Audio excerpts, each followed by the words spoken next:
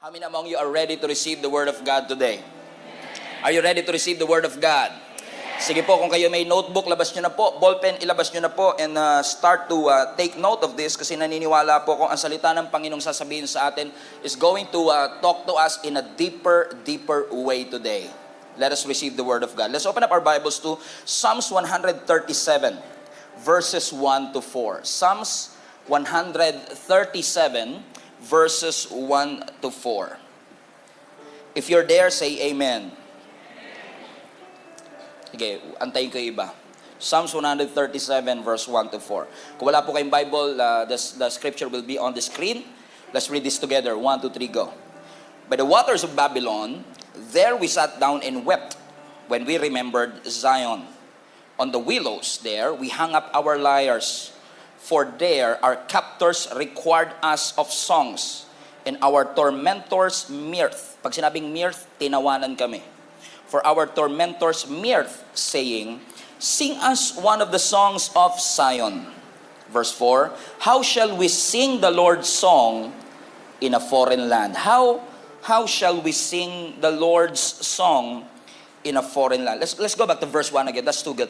Okay, verse 1. By the waters of Babylon, there we sat down and wept when we remembered Zion. On the willows there, we hung up our lyres, instruments. For there our captors required us of songs, and our tormentors mirth, saying, sing us one of the songs of Zion. But how shall we sing the Lord's song in a foreign land? How shall we sing the Lord's song in a foreign land? I would like to talk about on this subject, praising God in tough times. Praising God in tough times. Paano tayo magpupuri sa Panginoon in a difficult and tough situation of our lives? Praising God in tough times. Are you ready? Pwede ba ako maging honest sa inyo, mga kapatid? Madalas lang ako pangiti-ngiti, mga kapatid, pero this year has been incredibly difficult para sa akin. Leadership-wise, our church grew to the capacity that I don't have even any idea how to deal with it. Leadership-wise, we have experienced a lot of things that I don't know. There's a lot of uncertainty that I have encountered and we have encountered. And for me, 2023 has been a very difficult year. Pero kung babalikan ko ang buong taon mula January hanggang ngayong December, na-realize ko pa rin tapat pa rin ang Panginoon. Naging mabuti pa rin naman ang Panginoon sa akin. Kasi kung babalikan ko ang January, may mga pagkakataon that I don't like praising God. May mga panahon ng March that I don't feel like worshiping the Lord. May mga panahon ng April that I don't feel like raising my hands in worship. May mga panahon ng September that I don't feel like singing songs of praise to the Lord. In fact, if I would be honest with you, may mga pagkakataon nitong 2023 that I don't feel like preaching the Word of God because I myself needs an encouragement. And I know some of you are already 100% sanctified dahil sa malaking Bible na hawak ninyo at sa malaking krus na kwintas na meron kayo ngayon. Pero if truth be told, napakarami po sa atin, mga kapatid, na makakapag-testify na ang pagpupuri sa Panginoon is not always easy to do. Let me repeat. If truth be told, may mga pagkakataon ng 2023 na hindi madaling itaas ang kamay kapag sinabi ng worship leader na itaas natin ang ating mga kamay. May mga pagkakataon ng 2023 that even coming to church is one of the most difficult thing for you to do. And I know some of you are judging me already kasi paano mo nararamdaman yan? Pastor ka, Pastor Stephen. But I've been living in this world long enough para mapatunayan that this life that I am living here has a capacity to put me in a place where hallelujah is difficult to say.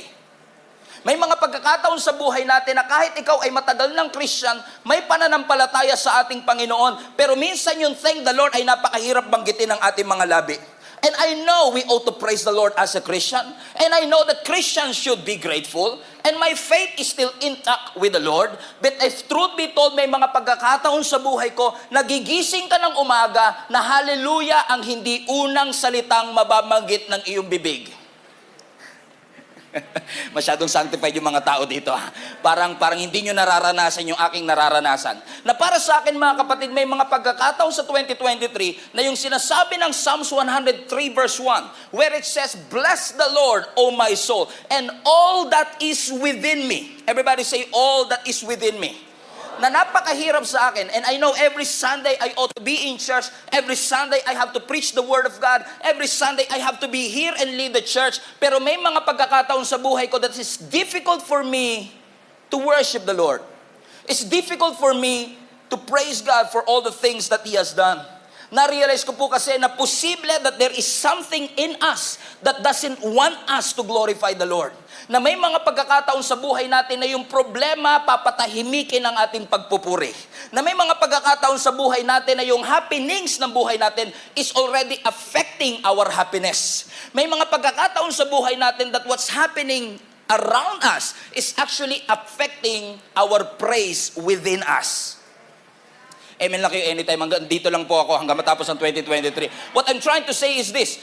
Pag may pagsubok sa aking buhay, I know how to pray. Let me repeat. I know how to pray in difficult times. But if I'll be honest to you, I don't always know how to praise in difficult times. There is a big difference between praying and praising. Everybody say pray. Because when you pray, you are talking to God. But when you praise, you are talking about God. When you pray, you are always telling God what you want Him to do to you. But in praising, even though you don't see a miracle in your life, you are praising God not because of what He gave to you, but you are praising God for who He is. Na hindi ka pa nakakatanggap ng healing, pero nagpupuri ka na for He is a healer. Na hindi ka pa nakakatanggap ng provision, pero pinapasalamatan mo na siya because He is your provider. And there is a big difference. Let me just tell you this. Sa buong 2023, I know how to pray, but sometimes I don't know how to praise. Because praising the Lord is celebrating the goodness of God. Praising the Lord is celebrating the faithfulness of our God. And I find it difficult sometimes to declare the certainty of God in the midst of an uncertain situation. Parang sure na sure kayo sa buhay nyo, yung mga plano nyo natupad lahat, hindi kayo nakaranas ng pagsubok. Pero kung ako ikaw, at di ko alam kung sino yung 3 tao na kinakausap ng Panginoon sa oras na ito, na may mga pagkakataon na ang sitwasyon uncertain, pero kailangan mong purihin ng Diyos sa kanyang certainty that He is the same yesterday, today, and forever. That He was, who is, and who is to come. That He was your healer, He is your healer, and He will be your healer. And sometimes, it's just difficult to do that. Tingnan nyo, 7 lang yung nag-amen. Actually, this is the real context of the verse that we just read earlier. Kasi kung sino mang Jewish people ang kilala nyo, tanungin nyo sila pagdating sa date na 587 BC and all of them already knows it. Because ng 587 BC, ang mga Babylons ay sinakop ang entire nation of Israel. Ang ginawa ng mga Babylons, sinakop sila at finorce ng mga Babylons ang thousands of Israelites to work for them. Ang tawag sa mga Israelites na naalipin ng mga Babylon, exile. Everybody say exile. So itong mga exile na ito, o mas kilala nating prisoners of war, itong mga Israelites na prisoners of war ay pinilit ng mga Babylons na magtrabaho para sa kanila for many years. At yung mga Babylons mauutak. Hindi nila pinili kung sino-sino lang. Pinili nila yung mga skillful, mga intelligent, yung magaling sa science, magaling sa mathematics, yung mga may skills, mga craftsman, mga tao na meron talagang maiaambag sa kanila. At pinili nila yung thousands of best and the brightest at finorce nila itong mga Israelites na magtrabaho para sa kanila. So nung ang mga Israelites ay nandun na sa lugar ng Babylon, sa foreign land, parang OFW. Nagtatrabaho para sa ibang bansa. Ang difference lang, ang mga Israelites nagtatrabaho para sa kanilang kaaway. Pinapayaman nila yung bansa ng kanilang kaaway. Nagtatrabaho sila para punan ang pangangailangan ng kanilang mga kaaway. At dahil sila'y kokonti lang, they are in a minority and they were surrounded by the enemy. And while their best and their brightest were in Babylon, nung nandun ang mga Israelites sa foreign land, nabalitaan nila na yung kanilang bansa ay winasak ng kanilang mga kaaway. Ang kanilang temple winasak, ang kanilang mga tulay winasak, ang kanilang city is actually in ruins. Wasak na wasak. At nung nabalitaan ng mga Israelites na winasak ng mga Babylon ang kanilang bansa, ang kanilang temple, ang kanilang bridges, at ang kanilang wall, sabi ng scripture, pumunta sila sa waters of Babylon, pumunta sila sa tabi ng ilog, ibinaba nila yung kanilang mga musical instrument, and they cried out to the Lord. Let's go back to that again in case nakalimutan ninyo. Sabi ng verse 1, by the waters of Babylon, we sat down and we wept. Everybody say wept. Ibig sabihin, nung sila nabalitaan nila na yung kanilang bansa is in jeopardy, wala na silang wall, wala silang temple, wala silang bridges, nalungkot sila ng sobra na pumunta sila sa ilog, binaba nila ang kanilang mga instrument, at umiyak lang sila ng umiyak nung naalala nila ang Zion, ang Jerusalem, ang kanilang bansa. And sabi ng verse 2, and on the willows there, we hang up our lyres. They went to the river in Babylon, and they cried out to the Lord. And watch this. And to make matters worse, habang sila ay umiiyak, ang sabi ng mga taga-Babylon sa kanila, kantahin nyo nga kami ng kanta.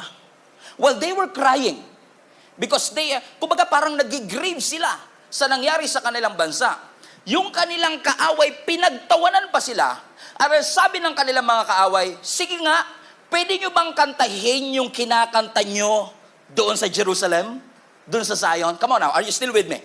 Ibig sabihin, in the midst of their frustration, in the midst of their weakness, in the midst of their lowest point of their lives, ang sabi ng kanilang mga kaaway, sige nga, kantahin nyo nga yung kinakanta nyo doon sa Jerusalem.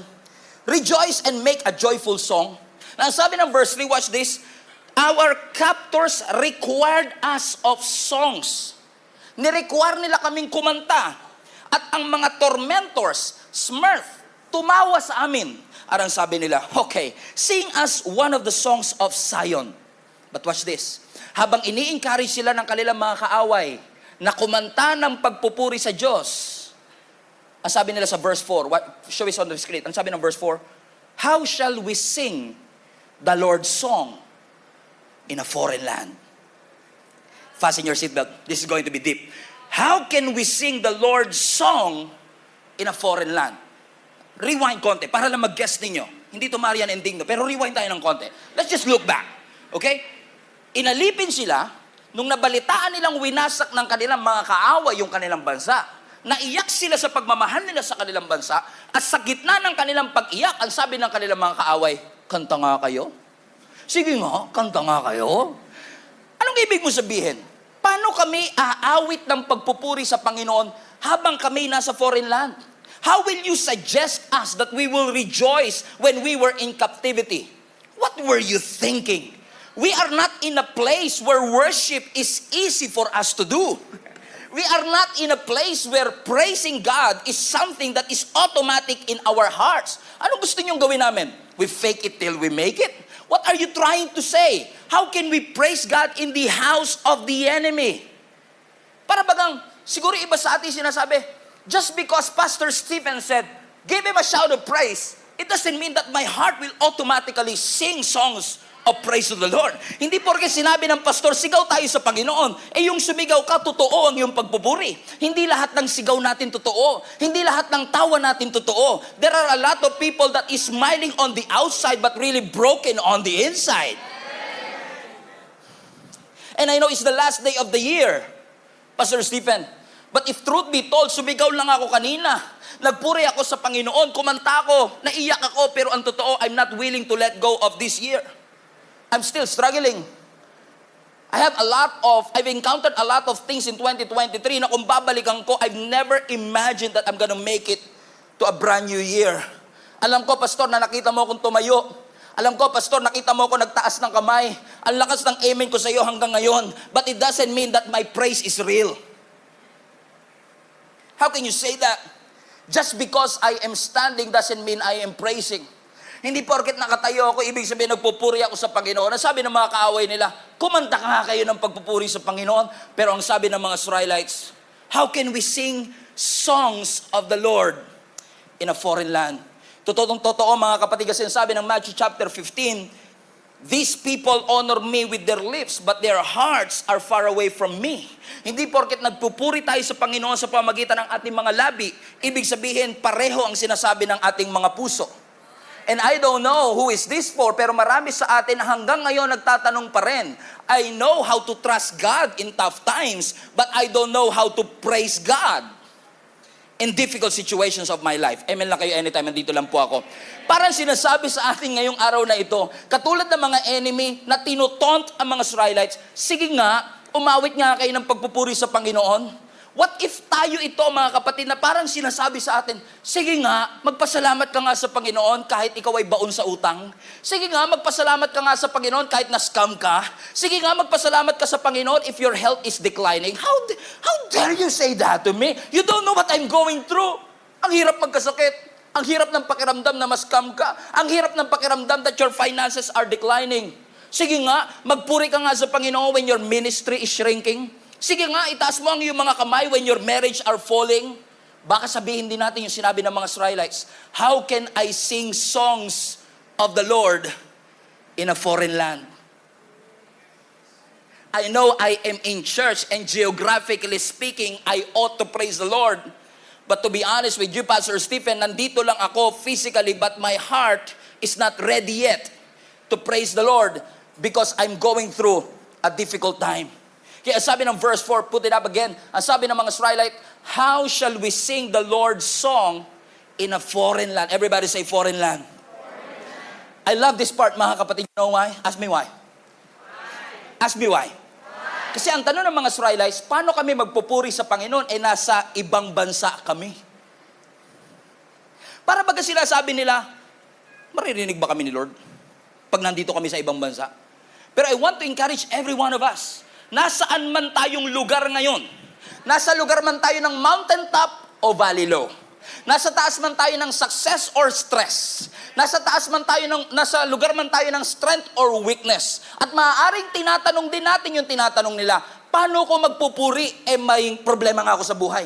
Paano ko aawit ng pagpupuri sa Panginoon and I'm going through a difficult time?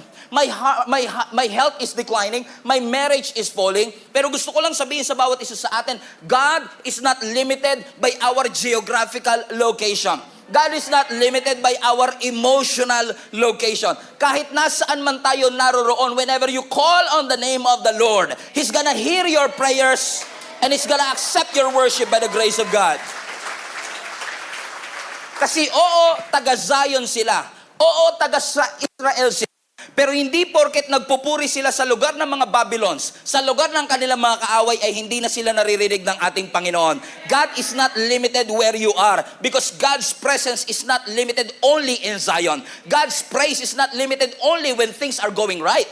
God's presence is not limited when things are going well in my life. In fact, even in a difficult moment of your life, kahit pakiramdam mo ang layo-layo mo sa Panginoon, kahit papakiramdam mo ikaw ang pinakamasamang tao sa buong mundo, whenever you call on the Lord, He is there.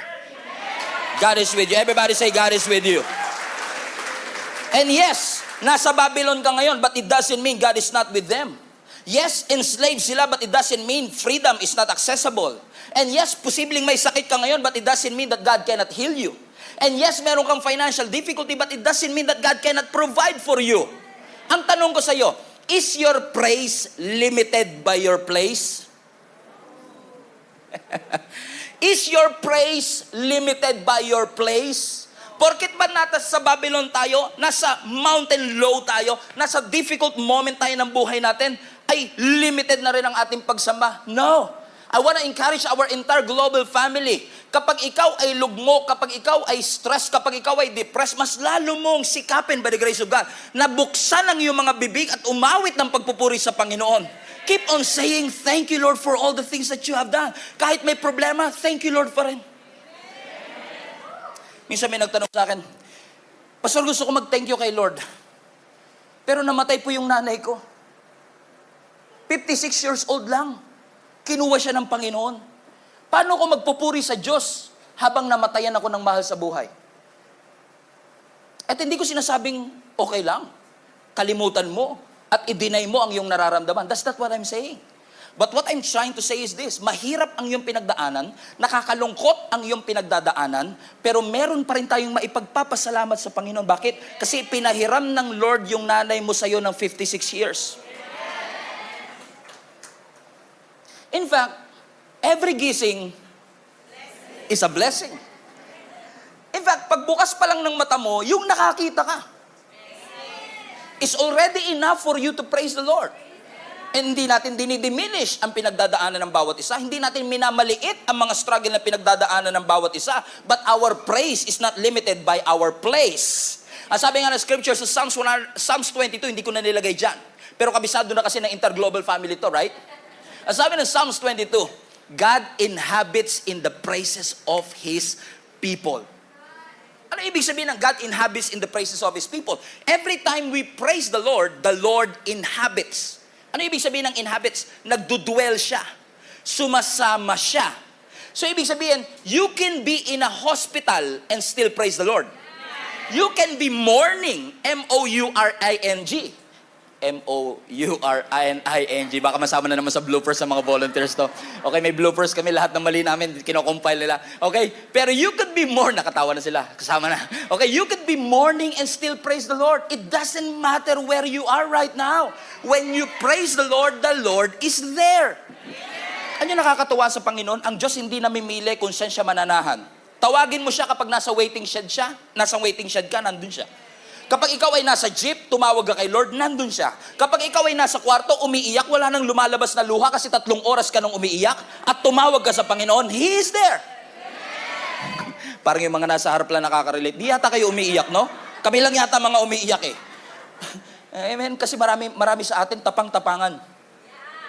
Hindi tayo tinawag ng Lord para magtapang-tapangan. Tinawag tayo ng Panginoon para maging totoo sa Kanya. Alam ko ang reputasyon mo, pinapangalagaan mo, pero pagdating sa Panginoon, pwede kang ma-expose, pwede kang maging totoo, pwede kang maging authentic and genuine and say, Lord, I need you in my life and I thank you for all the things that you have done. Kasi, kung gusto ko lang kayong pasigawin, sasabihin ko na lang, ang ganda ng 2024, lahat ng pagpapala matatanggap ninyo. Yayaman kayo sa 2024. Hindi kayo magkatigilan nyo, pumapalakpak na kayo. Hindi kayo magkakasakit sa 2024. Kung gusto ko lang ng sigaw ninyo, yun lang ang sasabihin ko sa inyo. But can I be honest with you? In 2024, some of you will be sick. In 2024, some of your loved ones kukuhanin ng Panginoon. In 2024, matatakot ka. In 2024, some of you will be in trouble. But you don't have to be troubled. You know why? Because even though I walk through the valley of the shadow of death, I should not be afraid because you know why? Because God is with me. In the midst of an uncertainty, in the midst of all these challenges in my life, I ought to praise the Lord. I will bless the Lord at all times, and His praise shall continually be in my mouth. Whatever circumstances that I am going to face right now, whether good or bad, I shall praise the Lord. In the highest of highs, in the lowest of lows, God's presence will always be with you. Hindi ko alam kung sinong kinakausap ng Panginoon, pero sinasabi ng Lord sa iyo, kapatid, you cannot get rid of me. Ang sinasabi ng Lord sa iyo, you cannot hide from me. You cannot run from me. You cannot limit what I can do to your life because God is able to do immeasurably above and beyond what you could think or imagine. Everybody praise the Lord right now. How many among you are ready to praise the Lord in whatever circumstances that you face? Ang pagpupuri sa Panginoon hindi lang dapat kapag emergency. Ang pagpupuri sa Panginoon hindi lang dapat kapag may problema. And I'm saying this not to condemn or judge anyone. Ang pagsisimba hindi lang dapat kapag wala kang maipambayad. Kasi lahat tayo guilty. Minsan tatawag lang tayo kay Lord pag may pangangailangan tayo. Hindi ko kayo kinokondemn, ganun din ako eh. Napansin nyo ba, pag may problema ka, mas malakas yung tawag mo kay Lord? Pag punong-puno ka ng blessing, thank you, Lord. Napakabuti mo sa buhay ko. Thank you, Jesus. Pero pag may problema ka, Lord, ba't niya ako iniwan? Napansin nyo? Kaya minsan, salamat na lang talaga kay Lord. Pinapadaan niya tayo sa pagsubok eh. Kasi dumaan ka man sa pagsubok, you may bend, but it doesn't mean you're going to break. Inalaw ng Lord na dumaan tayo sa mga pagsubok, not to break us, but to make us flexible. He's doing something in your life. He's teaching us something. God has a purpose for everything. So whatever circumstances that you are facing, malungkot ka man, nasa ospital ka man, ikaw man ay may problema financially, ikaw man ay may problema sa iyong marriage, keep on praising the Lord. Hindi lang kapag Sunday, araw-araw pwede kang tumawag sa Panginoon. Kasi nga, God inhabits the praises of His people. Ibig sabihin, anumang araw, tumawag ka kay Lord, nandun siya. Anumang araw, magpuri ka sa Panginoon, nandun ang ating, everybody say, araw-araw magpupuri. Kasi araw-araw ako may problema, kaya araw-araw din ako magpupuri. If there is an everyday problem, I should have an everyday praise. Amen? Kasi kung pahirap ng buhay, palakas ng palakas ang pagpupuri ko sa ating Panginoon, hindi ako magpapatalo sa aking hiya. Because if truth be told, mga kapatid, marami sa atin, hindi na dapat tayo nakalagpas ng 2023. Pero this 2024, I will not allow my circumstance to control my praise. I will hold on to the truth of His Word. The truth of the Word of God. If God said it, it is true. Let me repeat. If God said it, it is true. Kapag sinabi ng Panginoon, totoo yan. Sinabi ba ng Panginoon, enter His gates with thanksgiving and come into His courts with praise? Sinabi ba ng Scripture that the Lord is great and greatly to be praised? Sinabi na ba ng Bible, mga kapatid, come on na, huwag niyo akong pansinin, okay lang. Sinabi ba ng Bible that give thanks to the Lord for He is good and His mercy endureth forever? If God said it, it's true. Everybody said it with an accent, it's true. Kapag sinabi ng Panginoon, ito ay totoo. Ano ang sabi ng Panginoon? Rejoice in the Lord always. And again I say, rejoice. Is it true? It is true. Serve the Lord with gladness. Come before Him with songs of praise.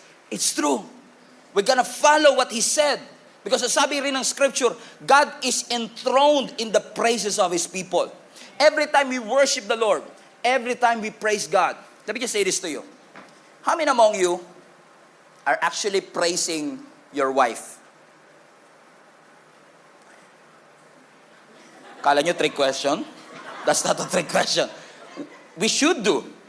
Sabihin na, alam mo si Jenny, yung asawa ko, lagi niyang gustong-gustong sinasabihan ko siya maganda. Ayun, minsan papunta na kami ng church, tapos, alam mo yung passenger princess ko, di ba? Okay, si Jenny, na pasahero ko, magulat na lang ako minsan, habang nagdadrive ako, nakatingin lang siyang ganun sa akin. Kami mga lalaki naman, ang daming tumatakbo sa isip natin, ano kayang ibig sabihin ng tingin na yon? Ano yung gusto niya ipahiwatig? Ba't ganun yung tingin niya? Nakatingin lang siya ng ganun for how many minutes? And then I will figure out, gusto niya sabihin ko sa kanya maganda siya ngayon. Kasi sa isip-isip ko, alam ko namang maganda siya lagi.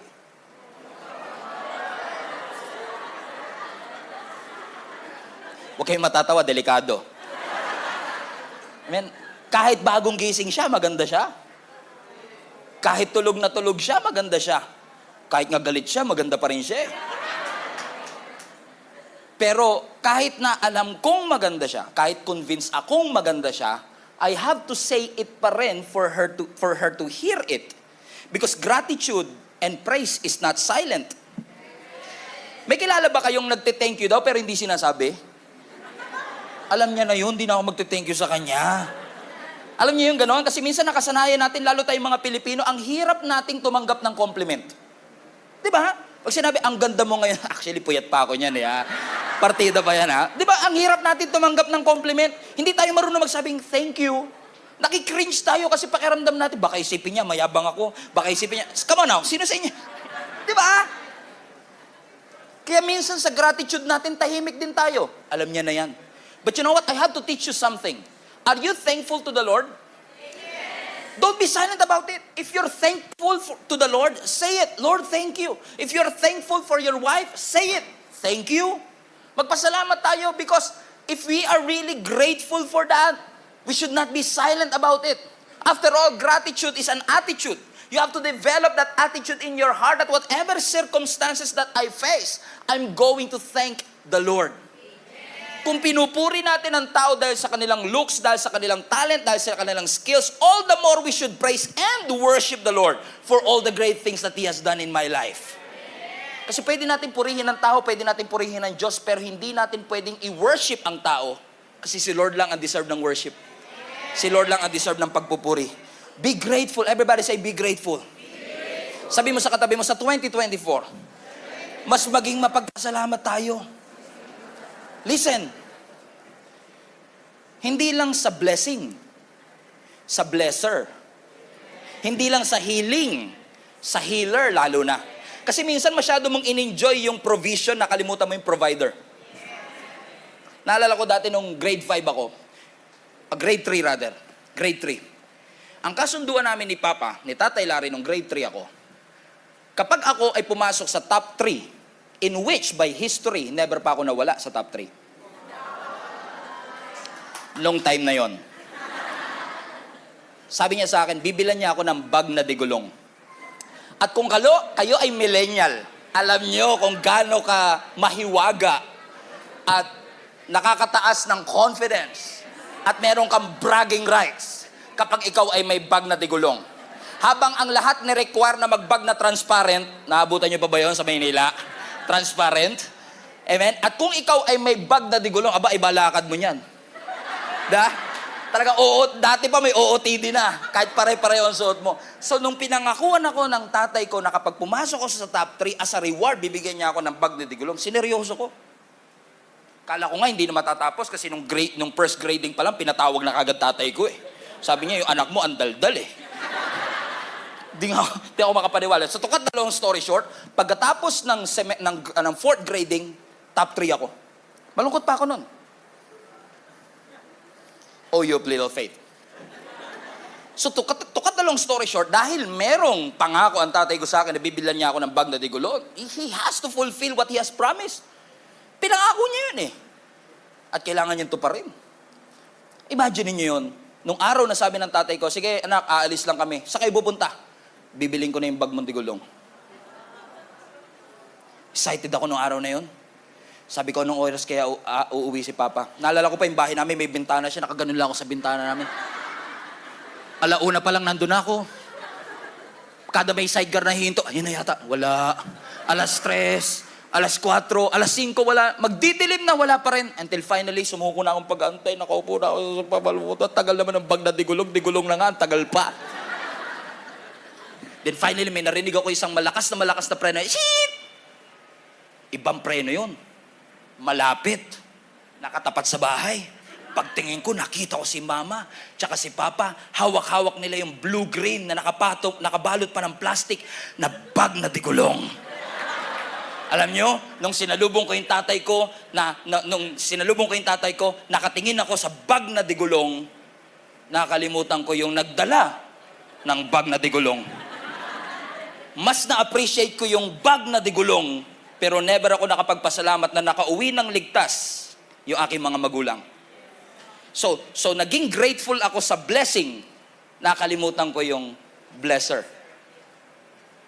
And if we're not be careful, kung di tayo mag-iingat, baka lagi lang tayo nagpapasalamat sa pagpapala, nakalimutan natin yung nagpala. May kilala ko ganito no? Hindi makapag-church kasi nga daw yung sari-sari store nila wala magbabantay.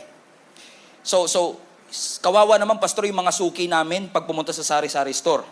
So inintindi yung suki, nakalimutan yung nagbigay ng sari-sari store. May kilala ba kayong ganito? Lord, bigyan mo kami ng aso para magbantay sa bahay namin. Tapos, Sunday na, pastor, di ako makapag-church kasi walang may iwan sa aso. Di ba kaya nga bumili ng aso para may magbantay sa bahay mo? Tapos ngayon wala nagbabantay ng bahay mo? Nakakatawa, di ba? Pero katabi mo kasi ito eh. Kaya ko sinasabi ito, Just kidding. Pero totoo, di ba? Madalas tayo nakafocus sa blessing lang. Gustong-gusto nating tanggapin yung blessing. Lord, sa 2024, papayatin mo na ako. Lord, sa 2024, Lord, magkakotse na ako, magkabahay na ako. Lord, magkaroon na kami ng dagdag na anak. And wala pong maling humingi ng blessing. Pero wag po nating kakalimutang maging grateful, lalo na sa Diyos na nagpala sa atin. Kasi mahirap man ang circumstances, magpupuri pa rin ako sa Panginoon. Kasi kapag nakafocus ka lagi sa blessing, pag hindi binigay ni Lord yung pinag-pray mo, mafo-frustrate ka. So now your praise is controlled by your circumstances. Magpupuri ka lang kapag things are going right with your life. And I tell you this, I've been serving the Lord for 23 years. And this is what I have proven. Madaling magpuri sa Panginoon if things are going well with your life. Kapag yung bank account mo 7 digits. Or 8 for some of you. Come on now. Sabi kasi na iba 7. Weak. 8 kami. If you just bought your new car, or you just received the keys to your new house, or things are going well with your health, if the doctors just declared you cancer-free, madali magpuri sa Panginoon when things are going well. But the real challenge of faith is praising God even when things are difficult. Napansin niyo ba that even though you're doing the right thing, it doesn't guarantee that you will experience good things. Hindi po rin gumagawa ka ng tama, mabuti mangyayari sa'yo. I've known a lot of people, they are doing the right thing and still experiencing difficult moments of their lives. Spiritual but depressed. Very near to the Lord. They have a relationship with God but they are struggling financially.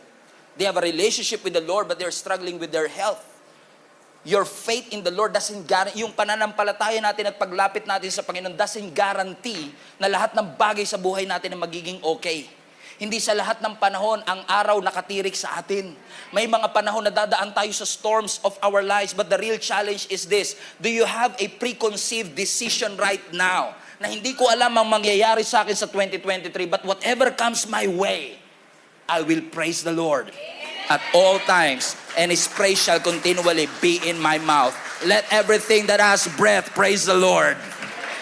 Let the redeemed of the Lord say so. What is that? That the Lord is good and His mercy endureth forever.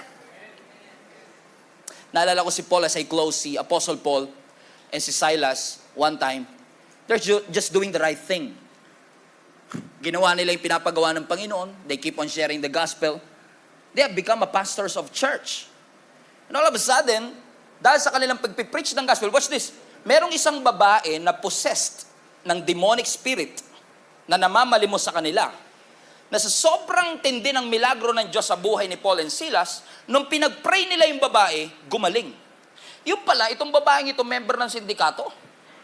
May mga syndicate pala na namamahala sa kanyang panlilimos, na nung gumaling na siya, dahil gumaling na siya, huminto na siya sa panlilimos, na wala nang kita yung sindikato.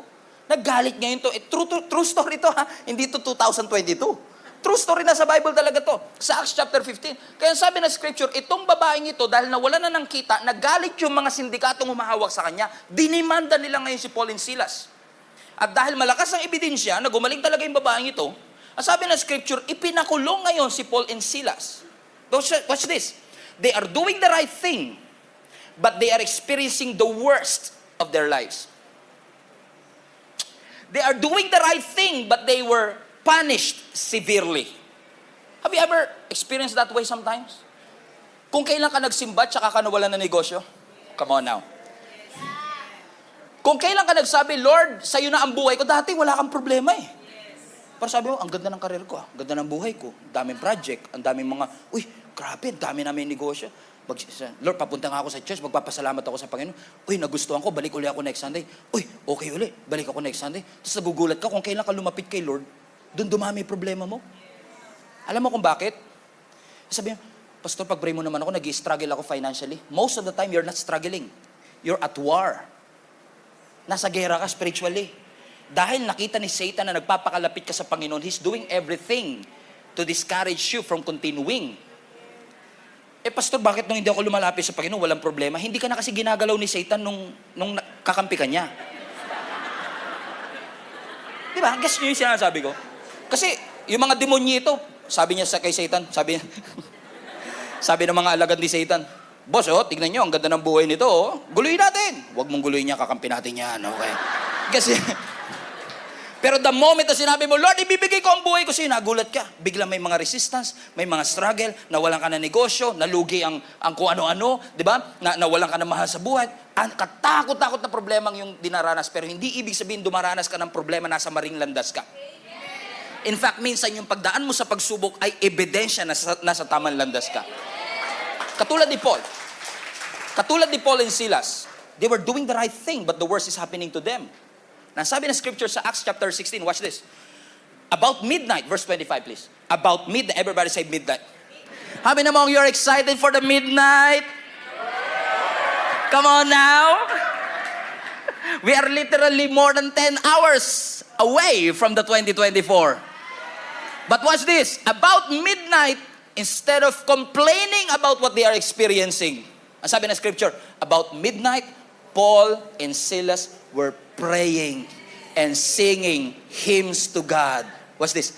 And the other prisoners were listening to them. Now, I find it fascinating because kung titignan nyo ang history ng mga kulungan nung unang panahon, yung mga ancient prison, ang kakapal ng walls. And it was designed that way to be soundproof. Pero gaano kaya kalakas yung kanta ni Paul and Silas na ang sabi ng scripture, about midnight, they were complaining, kung ako yun, baka yun ang ginawa ko eh. Lord, ginawa ko na nga gusto mo, nakulong pa ako. Lord, nagsimba na nga ako, nawalan pa ako. But no, they have a choice to complain. But they chose to worship God anyway. Sabi ng scripture, they keep on praying, talking to God. And they keep on singing hymns, talking about God. And because they were so loud with their worship, ano sabi ng scripture, yung ibang mga prisoners narinig din sila. Fasten your seatbelt. Ano sabi ng verse 26? And suddenly, there was such a violent earthquake. Everybody say earthquake. And usually kapag may earthquake, devastation, right? Pero watch this. May violent earthquake that the foundations of the prison were shaken. And immediately, at once, all the prison doors flew open and everyone's chains came loose. Watch this. So nung nagpupuri sila, lumindol. Yung katabi mo, pag nagbibidyo kay umuulan. Pero sila, nung sila'y nagpupuri sa Panginoon, ang sabi ng scripture, biglang lumindol. Pero hindi porket lumilindol, ibig sabihin, may mali sa ginagawa mo. In fact, nung lumindol, ang sabi ng scripture, yung lindol, hindi para patayin sila. Yung lindol, para palayain sila. Kasi sabi ng Bible, nung lumindol, yung kanilang chains nakalas. Yung kanilang tanikala nakalas. Yung pintuan biglang bumukas. Supernaturally, because they praise the Lord, because they sing songs to God, the doors were open. Ang sabi ng scripture, bring it back again. Verse 25, please. Everybody say midnight. Now, if you think, hindi ako English major. Actually, kahinaan ko ang English. Pero tignan niyo yung verse 25, about midnight. Pero hindi sinabing nag-start sila nung midnight. Kasi pag sinabi mong about midnight, ibig sabihin alas 10 pa lang. Nag-i-start na sila. Nung nag-i-start sila, kumakanta lang sila, pero walang nangyayari. Pero magpapatuloy ka pa rin ba na kumanta at magpuri kahit hindi mo nakikita yung sagot sa iyong... Kasi baka mamaya sumuko ka, 11:30 na. Tapos yung miracle pala darating ng... Sino sa inyo yung bago mag-shift ng taon, nag-gather kayo sa family, nagpe-pray kayo, nag-puri. That's our tradition as a family. Before the year separates rather. Tayo nyo, ang hina sa English talaga. Before the year separates, di ba? Nagpupuri kami, na to the point na minsan, nag-start yung tatay ko 11:30, kaya mamaya encourage ko siya, alas 9 pala mag-start na kami. Kasi minsan, 11:30 kami mag-start, inaabot na kami ng ang lakas na ng putukan. Ano yung pinagpe-pray mo? Hindi na kita marinig, ang lakas. Okay? Na about midnight, dahil sa lakas na yung kanilang pagpupuri, sabi ng scripture, the doors were open. They are praising the Lord loud enough for all the prisoners could hear. At dahil sila'y hindi huminto ng pagpupuri, mula nung bago magsimula ang midnight, hanggang dumating yung midnight, ang sabi ng scripture, hindi lang sila yung pinalaya, kundi lahat ng mga nakakulong na kasama nila, pinalaya din. Ang tanong ko mga kapatid, sino kaya sa atin Hanggang ngayon, nahihiya pa rin buksan ang ating mga bibig kasi baka marinig ng katabi ko. Kasi kung nahihiya tayo magpuri ngayon, tignan mo sila sa sobrang lakas ng pagpupuri nila, narinig ng mga katabi nilang prisoner. Hindi nga natin alam kung paano kaya nagsimula yun. Imagine ninyo, 9:00 na ng gabi. Bored na ako, Brad. Kanina pa tayo nakakulong dito. Anong gagawin natin? Well, Paul, dalawa lang choice natin. Pwede tayong mag-complain, pwede rin tayong magpuri. Di ba sabi ko sa inyo sa Ephesians chapter 4 verse 4, si Paul to, siya nagsulat dun eh. Di ba sabi ko sa inyo sa Ephesians chapter 4, rejoice in the Lord always, and again I say rejoice. Paano tayo magre-rejoice? Nakakulong nga tayo. Nakalimutan mo ba yung sinabi ni Pastor Stephen? Rejoice is a choice. Okay, sige, mag-rejoice tayo, magpuri tayo. Paano natin sisimulan? Sige, kakanta tayo. Sintonado ko ikaw na mauna. Sige. All my life, you have been faithful. And all my life, you have been so... Sabi ni Paul, maganda yan. Sige, tuloy natin. And every breath that I am able, oh, I will sing of the goodness of God. Sabi ng isang nakakulong, pre, ano lyrics yan? Pa-USB nga, GC mo. Gusto ko sumabay. I love you, Lord, for your mercy never fails me. In all my days, I've been held in your hand. From the moment that I wake up, from the moment that I wake up, come on now, until I lay my hand, oh, I will sing of the goodness of God. Everybody now, all my life, and all my life, all my life, and all my life you have been so good.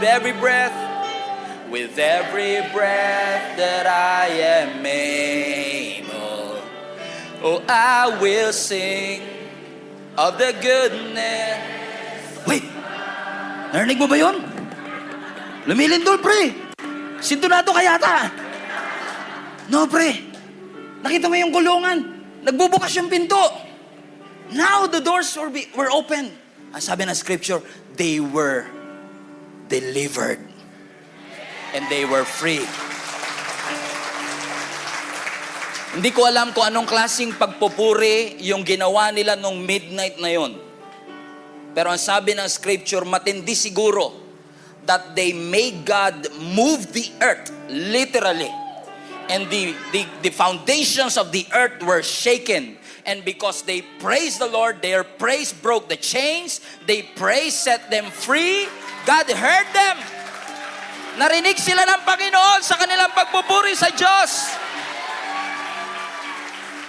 I don't know who is this for, pero sinasabi ng Panginoon sa atin, nahihiya ka pa rin bang magpuri sa Panginoon?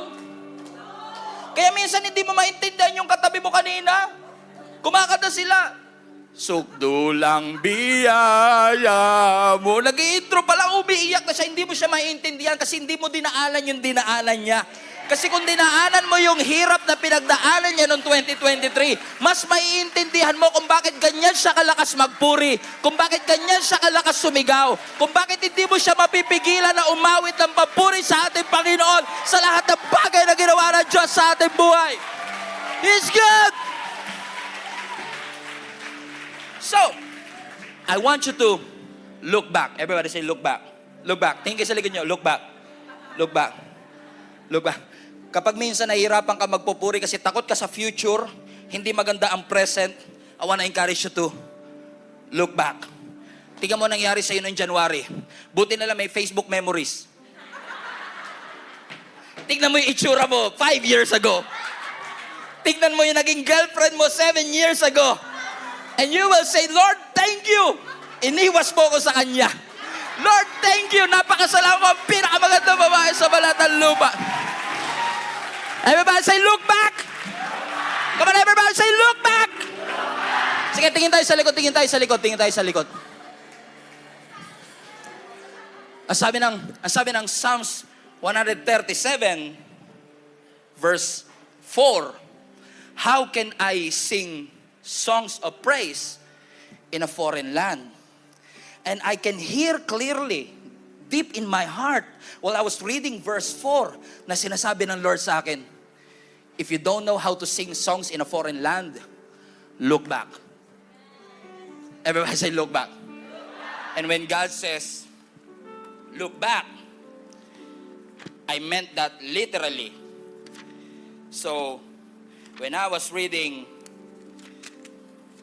Psalms 137, by the waters of Babylon, there we sat down and wept, and we remembered Zion, and on the willows there we had, sabi ng Lord, look back. Okay, look back. 137, turn back to 136.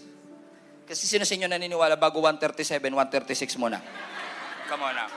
So I started to look at Psalms 136, verse 1. And watch this. Look up the screen. Psalms 136, verse 1. Give thanks to the Lord, for He is good, and His faithful love endures forever. Come on now, give Him praise. Give Him praise. Look back. Give thanks. Worship the Lord with gladness. He's good. Everybody stand to your feet. Raise up your hands. Worship the Lord. Hallelujah. Woo! Give Him praise. Give Him praise. Give Him praise. Worship the Lord right where you are. All my life. And all my life you have been faithful. And all my life you have been so good. With every voice, with every breath.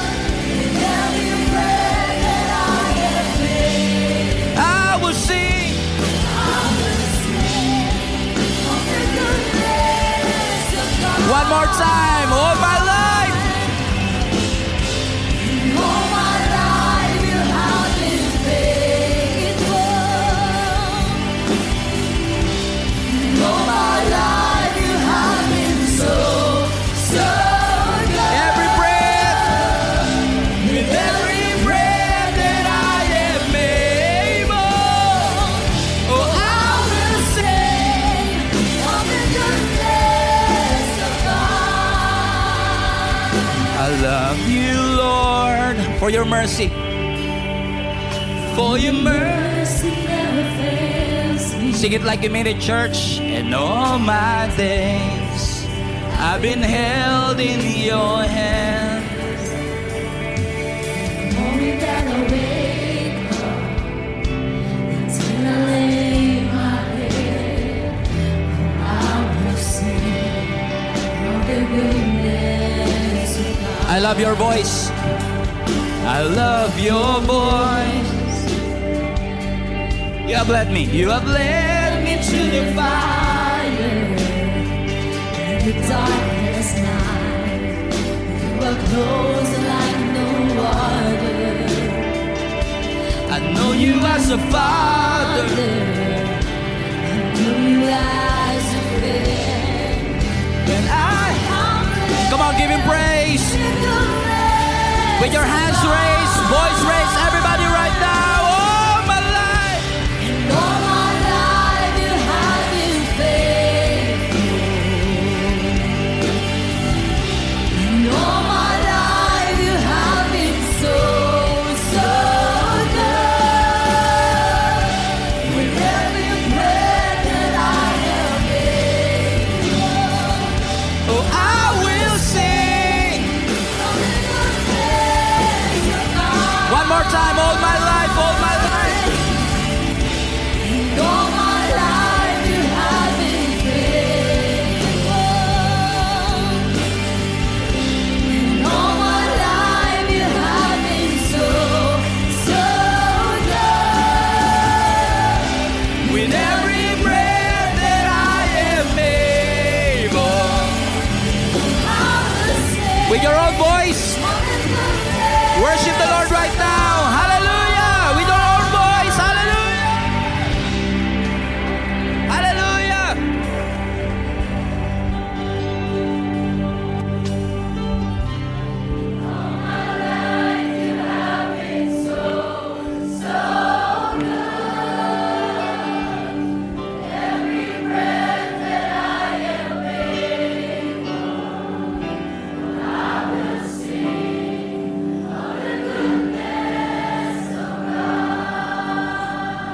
I know you've been busy na mga nakalipas na linggo, but right now, I want you to take a moment and think about God's goodness in your life. Naging busy tayo nitong mga nakaraan, pero ngayon, let's take a moment to thank God sa lahat ng blessing na natanggap mo sa Kanya. Sabi mo lang, thank you, Lord, for all the ways that you have made. Lord, thank you. Sige, let's just take time and worship the Lord and thank God for everything that He has done in our lives. Thank you, Jesus. Hallelujah. Lord Jesus, we thank you for this wonderful, wonderful moment and opportunity that we look back and remember all the great things that you have done. Mula pa po noong January 1, nung pumasok ang taong ito, 364 days later, we are here, Panginoon, and worshiping you, Jesus. Scary ang 2024. May uncertainty ang 2024. We don't know what to hold on to. But our eyes are fixed on you. Ang aming buong tiwala at ang aming buong pag-asa ay pinagkakatiwala namin sa iyo. Lord, ipinapanalangin ko lahat ng mga relationship na nasira ng taong ito, i-restore mo, Panginoon. Lahat ng pride na meron sa amin, ibaba mo, Panginoon. Bigyan kami ng humility. Lahat ng mga nawala sa amin, Panginoon, at ninakaw ng kaaway sa amin, finances, projects, trabaho, promotion, whatever it is na nilakaw, Panginoon, sa amin na dapat para sa amin, Lord, i-restore mo. Lord, I pray in Jesus' name that 2024 is going to be a year of acceleration. Lahat ng bagay na nakapagpabagal sa 2023, babawiin namin, Panginoon, sa 2024 by the grace of God. And Lord, we don't know what to do, but our eyes are fixed on you. Lord, thank you for reminding us and teaching us to praise you even in tough times. Lord, I know that life is tough. Life is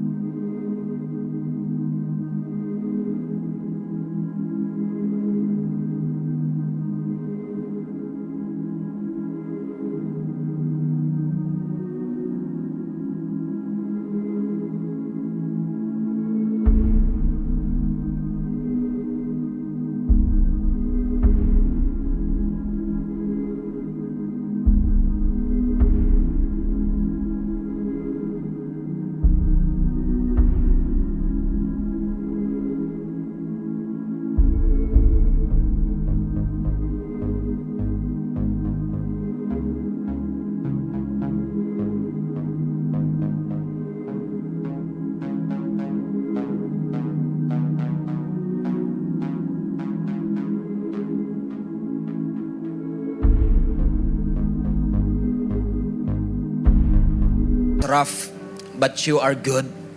Life is bad, but God is good. You remain good and you remain faithful. Salamat, Panginoon, na patuloy mong kinakausap ang aming mga puso sa mga oras na ito. At patuloy na pasalamatan ka sa lahat ng bagay na ginawa niyo po sa aming buhay. Purihin ang dakila mong pangalan, napakabuti mo sa aming buhay.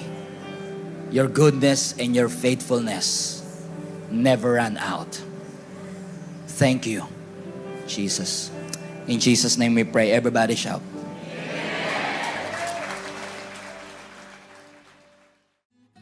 Hello, Global Family. You made it this far. Once again, marami pong salamat for tuning in. And I pray na yung salita pong ating napakinggan ay makapagbigay po ng conviction at malalim na revelation sa inyong puso upang mai-apply po natin sa ating buhay so that transformation will happen in our life. If this ministry have been a blessing into your life, I want to encourage you to share this video to some people that you know na maaaring nangangailangan din katulad mo ng mensaheng ito. In fact, I want to take it a little bit further, mga kapatid, and invite you to partner with us. If this video, if this ministry have been a blessing to you, I know in the future, it will be a blessing to somebody else as well. That's why if you want to partner with us financially, para maipagpatuloy po natin ang ginagawa ng Panginoon through Gia Kamanaba, inihikayat ko po kayo to partner with us. Pumunta lang po kayo sa aming website, gia7b.com/give. At lahat po ng mga ways that you can support, ways that you could give para po sa ministering ito ay makikita po ninyo doon. You can give through GCash, debit card, credit card, bank remittances, at maging mga bank transfer. So, ano pang inaantay ninyo? Support the ministry mga kapatid para mas marami pa tayong maabot at mapuno po talaga natin ang langit. In fact, I want to take this opportunity as well. If you have been watching the video for quite some time, wala po kayong church na kinakabilangan and you want to deepen your relationship with the Lord, I want to encourage you to join our link-up groups. Ginagawa po namin yan in person or online. If this is impossible para po sa inyo na makapunta dito sa amin physically or in person, we have an online link-up group na ginagawa po namin sa iba't ibang dako ng mundo. If you want to be part of the link-up groups, ito po yung small groups na aming ginagawa kung saan ang bawat isa sa atin ay nagpapalakasan para ihatid tayo sa spiritual growth. Kung nais po ninyong makasama rito, all you have to do is go to our website, gscmnb.com/linkup. Ilagay nyo lang po kung saang location kayo naroroon. And I'm sure na meron po mga link-up groups na nababagay po at suwak po sa time zone ninyo kung nasaan man po kayo naroroon. Once again, marami pong salamat for reaching this far at naabot nyo po ang part ng video na ito. And I hope sa mga susunod pang video, mapagpala pa tayo ng lubos ng ating Panginoon. Keep spreading the word of God. Punuin natin ang langit and let us fight for our family.